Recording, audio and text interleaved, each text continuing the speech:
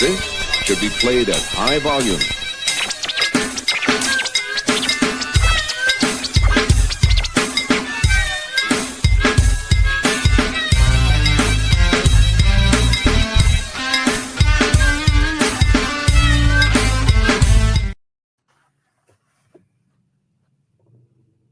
Five, four, three, two, one. Hello, everyone, and welcome to the Pit Stop. I'm your host, Randy Pettitt. I'm the colorful announcer that folks around the Carolinas and Virginia has seen me at places like historic North Wilkesboro Speedway, my stomping grounds for 8 years. Of course, the famed Madhouse, the quarter mile over in Winston-Salem, my hometown, for 15-plus seasons. And you know, in my travels, I've announced at a total of 115 racetracks, thousands of races. And one of the pleasures of my job is I get to watch young talent. A lot of times they start out in bandoleros, legends cars, little four-cylinder cars. And the next thing you know, some of the names that we learn and become familiar with are at the top of the late model scene, and in some cases, the smart modifieds. And now we have one of our own from the greater Triangle area in the NASCAR Truck Series, and he's my guest tonight. He is Layne Riggs. He is the son of the former Cup Series driver Scott Riggs, and has become a friend of mine from our time together watching short track racing. He participating in some of the signature late model races in the region, and of course the Cars Late Model Stock Car Tour. And now Layne Riggs, one of our very own, one of the up and coming rising stars of the NASCAR Craftsman Truck Series. Layne Riggs, welcome to the Pit Stop. It's great to see you again, my friend. Yeah, you as well. It's great to be here, talk to you. Well, let's set the table here a little bit, Layne. You know, back in 2023, you were part of the Cars Tour on a semi-regular basis. You ran some of the big money late model races, and the next thing we know, you're getting the call to drive in the NASCAR Craftsman Truck Series for the 2024 season, your rookie campaign. And Layne, that was a team that had won the championship in prior seasons, but you go in there under entirely different circumstances. Tell the folks listening tonight on the Pit Stop about that 2024 season. How did you get the ride, and talk about your rookie season in the Truck Series? Well, I think it all started when we won the national championship in 2022. That was probably the biggest year of my racing career for success, and I think that's what really put me on the map. In 2023, I mean, I would have loved to have been in a truck or move up into the NASCAR ranks that year, but it was just, you know, we won the national so late in the season. You know, it's November by the time you win, and, you know, just couldn't really find anything. So 23 was the lull year. We're just trying to, you know, piece it all together, figure it out. I got some more part-time opportunities in 23. I got to run some truck races, went to IRP with Spire and finished third there, and that's really what put me on the map. And then went and got a couple races with Collie in the Xfinity Series and ran well. And I met Jerry Freese, the general manager of Front Row Motorsports, at Martinsville, which was my last race in the Collie car. It was 3 races, and that was the last one that I ran for them. And it was, you know, on the grid right there, and he walked up. He's like, "Hey, you know, nice to meet you." I had no clue who he was. And he's like, "I'm going to be watching you today." I was like, "Oh, okay." He said, "Yeah, I want you to drive my truck next year." And I was like, "What truck is that?" He's like, "Oh, the 38 truck for Front Row Motorsports." I'm like, "Oh, wow. That's like the one I would have chosen out of any of them." And he said, "All right." He said, "Depends on how you do today. We'll see. We'll see." And then that Monday morning, he gave me a phone call and said, "We want you." So, I mean, when you get one-off races, you got to go out there and perform. You got to be the best you can be and pretend like it's the only shot you're ever going to have every single time you go on the track. And I was lucky enough that I got good opportunities with pretty good equipment, and I was able to make the most of it. So, yeah, everything happens for a reason, I think. And I was fortunate enough that the times that I did get an opportunity, I made the most of them. So, yeah, and then 2024 was a learning year for sure, going to the big tracks, trying to figure it all out at these 1.5 miles, aero racing. You know, I was a rookie driver. I had a rookie crew chief. You know, a lot of people moved around on that team after Zane moved on. A lot of those people moved on with him. So just trying to figure it all out again. And we got about halfway through the season, and it was lights out. We were the best there was. We won some races in the playoffs, and was really proud of that performance. Layne, I was going to say, is it fair to say that maybe about 2/3 of that season was, you guys were just trying to figure things out. But man, once you got it figured out, unfortunately, the opportunity to get into the Truck Series playoffs had already escaped you by just a week or so. But man, you burst on the scene. Not only won your first race, you won your first two back to back. Talk about winning those first couple races last year in the NASCAR Craftsman Truck Series. Yeah, it was just a huge relief. It's like, man, all the first 2/3 of the season we talked about it, it's like, man, what are we doing wrong? This is so hard. Like, I feel like we have good races and we'll go finish 8th. It's like that's man, we're so far from winning. And then it was just a couple little things that we had to tune up, get right. I feel like I was a lot more involved with our setup decisions that we were making. Just getting there. And finally we went out there and they turned out they were a little easier to win than I thought they were. It's not easy, but I wasn't as far away from winning as I thought I was. When you run 8th to 10th in the Truck Series, you're one adjustment away from going up there and taking the lead and winning.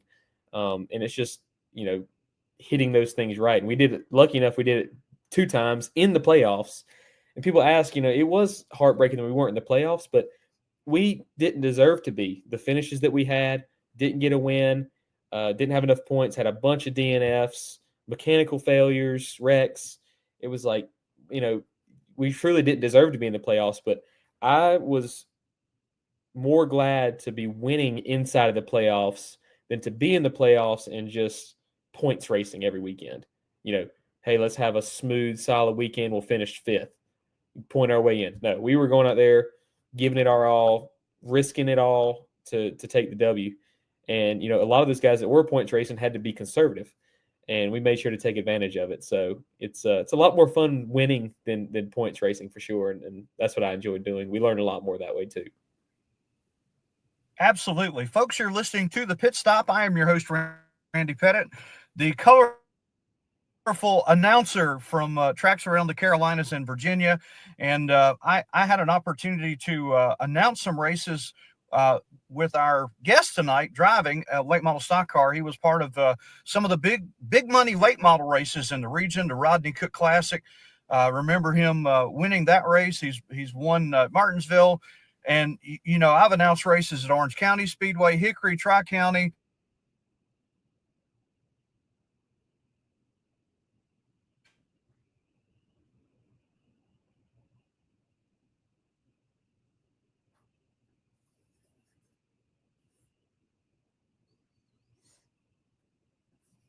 All these great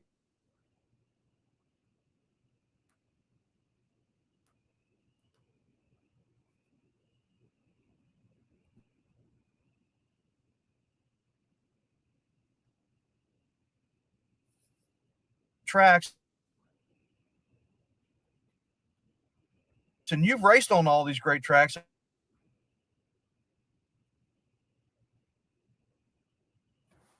And we've seen a lot of great young drivers from our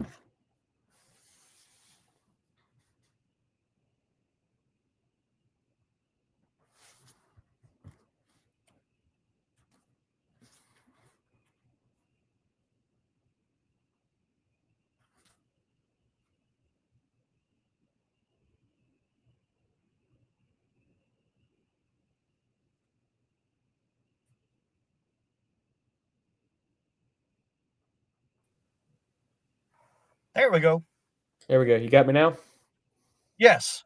All right, good. You I you were got you now too. you were telling the folks about getting the opportunity to race with some of the guys that you raced with in late model stocks or maybe even lower divisions. Let's pick that up again right there. Okay. I don't wait. I never said anything about that. I think you were asking the question. I don't remember. Okay, yes. So let's talk a little bit about getting the opportunity to race with quote unquote some of your buddies that you grew up with in the late model stocks. That's got to be cool seeing guys getting moved up the ladder and racing with people that you have some familiarity with, right? Yeah, for sure. I mean, I'm not really racing against a lot of them directly right now, but I mean, you look at Josh Berry and the success that he's had. Right. You know, back when we ran the Cars Tour together, me and him were, I would call each other arch nemesis. We would really get Right. into it Yep. sometimes, and he taught me a lot. I'm going to say I taught him some too, but I'm sure he wouldn't say the same. But either way, it was we definitely raced each other hard, and you know, Carson Kvapil getting his opportunity. You know, several other guys that, you know, I raced with, and even people like Lee Pulliam that didn't get the opportunity that I felt like should have. You know, those guys did teach me a lot, and it's good to see that some of them did get that opportunity, and lucky enough to say that I'm one of them that was lucky enough to do the same. You cut your teeth on short tracks, and talk a little bit about getting those first couple of wins in the Truck Series on the smaller tracks, and what's the next step for your team? I know you'd like to win one of the restrictor plate races like a Daytona or Talladega. Those are a whole different animal, aren't they? They are. It's a lot more mental and just awareness than it is about making speed. You know, these other tracks, you go in the corner, you're at the limit of your tires, you're trying to go as fast as you can, as fast as the tires will let you go.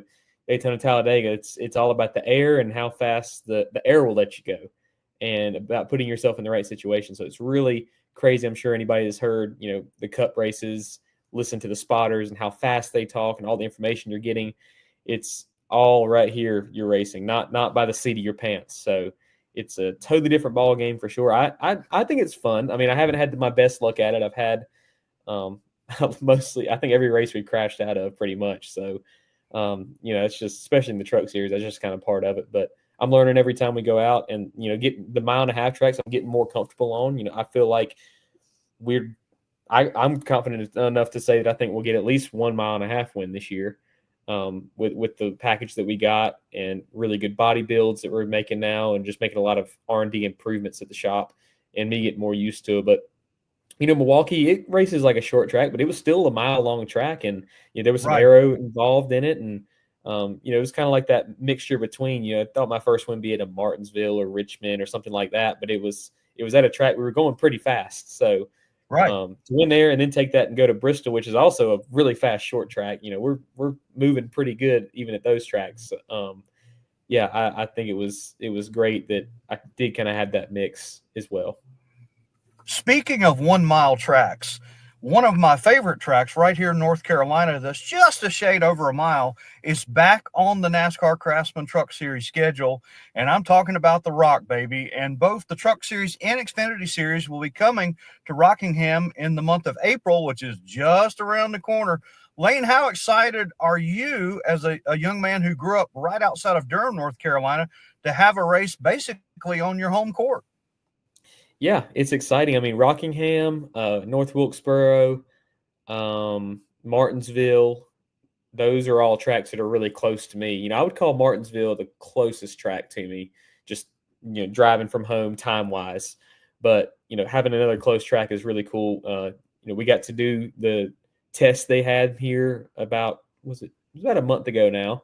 Had the test with all the truck and Xfinity cars out there, and got to make a lot of laps, and that place is fast. It is wicked fast. You know, we don't have any restrictor plates on them, and we're running basically wide open around the whole track. In qualifying, Wow. the pole sitter will be running wide open around Rockingham, and it's Wow. definitely, pucker factor is at an all-time high. You know, the new I asphalt hear you, track man.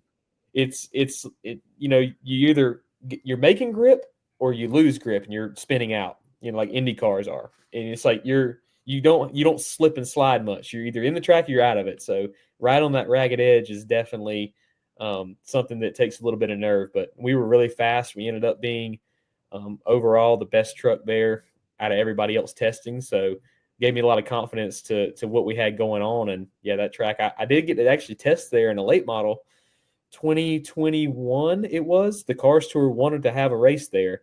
And it was me and Timothy Peters went and did a tire test, and the hardest, most bad to the bone tire they can make, bias ply tire, that is, that they could make, the longest we can make it last was 10 laps. So that kind of had to scratch the idea of a late model race at Rockingham. So, yeah. So now the repave, it'd be back in the day, that old pavement at Rockingham, it was right. That track used to chew up tires like a cheese grater. Man, it would just shred them to pieces. Our last, my last race there as a broadcaster, I was part of the what used to be called the Hooters Pro Cup Series, and a young fellow by the name of Chase Elliott won that race. And that was one of the cooler moments of my career, getting to do Victory Lane with Chase and Bill Elliott and Cindy Elliott, his mom. That was pretty cool. And man, you know, that was a tire management race. So what do you expect this time on brand new pavement? Is it going to be a little different scenario, you think, at the Rock coming up in April for the Truck Series? It is. It's going to be zero tire saving. It's going to be go as hard as you can. Pit for 4 tires the moment that you can make it on fuel to the end of the race, and don't pit again because track position is going to be king. You know, I'm not a super big fan of repaved tracks. It is going to be multi-groove. It's going to be on the bottom to start, and right. I think it's going to end on the top. But the bad part is whichever groove is better, everybody's going to be in that groove. So it's multi-groove, but not multi-groove at the same time in the race. As we saw Wilkesboro in the truck race there. Everybody started on the bottom, and by the end of the race, we were all running the top of Wilkesboro just to try to find some fresh stuff that wasn't revved up. So I think Rockingham's going to be the same way. Track position is king. Qualifying is going to mean a lot, and just hitting your marks, you got to be perfect. So it's definitely not going to be forgiving at all. Layne, I wanted to ask you something. You know, the NASCAR, the sanctioning body, got a lot of criticism when you were a younger guy, maybe before you even paid attention to racing. And now they've done a 180. They're starting to go back to their roots a little bit. They returned to North Wilkesboro Speedway, one of my home tracks. They brought the Clash, one of their signature events, to my home city of Winston-Salem at Bowling Gray Stadium. They're returning to Rockingham with the trucks and the Xfinity Series. And you know, who knows, maybe down the line we'll see a Cup Series race of some kind there. Talk about that a little bit. You grew up in North Carolina. Your dad, you know, cut his teeth on the short tracks like Orange County Speedway, South Boston, Virginia, the Hickories, the Tri-Counties. What does it mean to your family to see NASCAR going back to its roots, places where your dad raced? How does that feel as a competitor here in 2025 in the Truck Series? Yeah, we're glad about it. We're glad they're coming back, and I feel like they finally listened. You know, sport wanted to get bigger and bigger and bigger and build all these 1.5 mile tracks all over the country, you know, back in the early to mid 2000s, and wanted to leave the Wilkesboros and the Rockinghams. I think they realized and started looking at the numbers and realized that was the wrong decision to make. And now, you know, even though we're not going to sell as many tickets at the gate because we don't have as many grandstands, you know, all that thought process about it, it's going to be better racing. And that's all that matters. It's all about the TV viewership. More people are going to watch on TV a race at Rockingham, a race at Wilkesboro, than they're going to watch a race at Texas or Kansas or, you know, tracks like that they built to try to the cookie cutters, either cookie cutter 1.5 mile tracks. You know, they're fun, but they're not. I think every track should have its own character and all be completely different from each other. I'm glad that they're finally dipping back into that, and it was great to have it at North Wilkesboro. I mean, the Clash at Bowman Gray. It was. I wish I could have been there. It wasn't. They were very, very limited on pit passes and people that could get in the place, but it was cool to watch it on TV. Right. There was, I mean, to me, it was really good racing. They put on a heck of a battle, and even though it was some beating and banging like it is at the Madhouse, it was still at the end of the race. They had the really long green flag runs. It was refreshing to see. You know, got a lot of good criticism from that. So it was, I think it's great what they're doing. Folks, you are listening to the Pit Stop on the Tobacco Road Sports Radio Network. My name's Randy Pettitt, the colorful announcer that you've seen at North Wilkesboro, over at the Madhouse Bowman Gray, and literally over 100 tracks here in the Southeast. And I have from the NASCAR Craftsman Truck Series, friend of mine and guest tonight, Layne Riggs. Layne, you got that rookie season out of the way last year. The yellow stripe is off the bumper. You got 2 wins under your belt. Honestly, what are your thoughts about 2025? Where's your mindset? What's this year going to be like for you and your team? Yeah, I'm really confident going into this year. I mean, winning in a rookie season in the first place is huge. You know, not a lot of rookies are fortunate enough to go to victory lane, and that the team growing, adding another truck, that being Chandler Smith being my teammate, just Front Row Motorsports really growing as an organization. You know, went from 2 Cup cars in the truck, and all of a sudden now we got 3 Cup cars and 2 trucks. It's a lot of growth, and you know, having 2 trucks will be really good for R&D at the racetrack. We got 2 people to learn from. You know, every weekend before, if we wouldn't run good, you know, we question ourselves, what's the matter? You know, we don't have anybody to lean on to know if it was our fault or what. But now we got a teammate. You know, say he runs really good and we don't. We can compare the 2. But the good thing was when you only had one, you didn't have to share your notes with anybody. Now you got to share your notes, which isn't as fun. But, right. You know, it's right. good for the team as overall, and I think overall, on average, we'll run better. But, yeah, my goal is the championship, or at least being in the championship 4 and having a shot at the championship when we go to Phoenix. I think anything less than that is going to be a disappointment, because I know that we can do it. We got the speed and talent and people to make it happen. So that's the top of my bucket list right now. That's what I'm sleep, eating, and breathing about, is going to Phoenix to try to win a championship. Well, Layne, speaking on behalf of everybody here in the Triad and Triangle areas, I think you got a lot of fans who grew up watching you and your dad race. You guys have always conducted yourself with a lot of class. And racing can bring out the worst in people sometimes, but I think you've always conducted yourself in a first-class manner, and your dad too. You guys are great people, and I think we're all kind of rooting for you, man, to bring home that trophy in November. I appreciate you coming on the show tonight, man, and I look forward to seeing you either at Rockingham or North Wilkesboro, my friend. Yep, sounds good. Thank you, Randy. Appreciate all the listeners for tuning in, and yeah, let's go get some more trophies and checkered flags. All right, folks, there you have it. The last word from Layne Riggs, driver in the NASCAR Craftsman Truck Series, a 2-time winner in his rookie season in 2024. And we look forward to watching him do some big things here in the 2025 version of the NASCAR Craftsman Truck Series. Well, until next time, I'm Randy Pettitt, and may all your days be race days.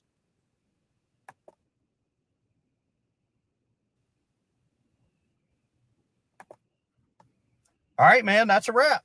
All righty. Sorry about the technical glitch. That's Tell your all dad good, I man. said hi, and I'll see you guys at the track. And man, I look forward to seeing you hoist some more trophies this year, dude. You did well. I remember I saw you at North Wilkesboro. You were, you're still trying to figure things out, but I was as happy as anybody to see you win at Bristol and Milwaukee. That was cool, man. Yeah. Congrats. Yeah, it was. Like I said, just you look at the stats of rookies that won in their rookie season, and they all went on to do some pretty cool things. So it's yeah, just super excited about it and trying to keep my nose down and stay focused, man. Well, I got a wild and crazy funny car driver I got to talk to here. I got to hop off here, brother. It's great to see you, man. Tell your dad I said hi. Appreciate it. I appreciate it. Good luck next time out. All right, see you. Appreciate it. Bye.